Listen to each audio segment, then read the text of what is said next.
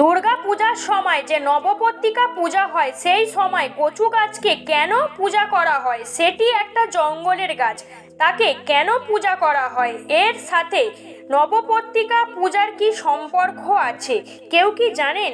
না জানলে এই ভিডিওটা আপনাদের জন্য, চলুন জেনে নিই।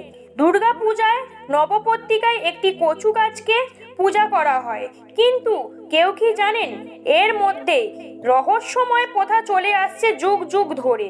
আসলে নবপত্রিকা মানে 9টি ভিন্ন ভিন্ন পত্রিকার গাছ, যাদের দেবী দুর্গার 9টি রূপ হিসেবে মানা হয়। এর মধ্যে কচু গাছকে ধরা হয় গণেশজির প্রতীক, অর্থাৎ গৃহলক্ষ্মী, ধনসম্পদ ও শস্য সমৃদ্ধি দেবী।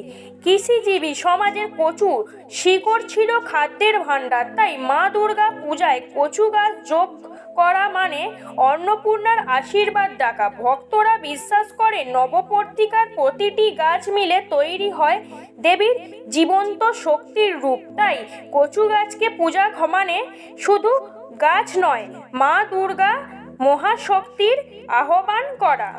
এই রকম ভিডিও পাওয়ার জন্য চ্যানেলটিকে সাবস্ক্রাইব করুন, আমাদের সঙ্গে থাকুন। তুমি যদি ভগবানকে ভালোবেসে থাকো, কমেন্ট করতে ভুলবেন না।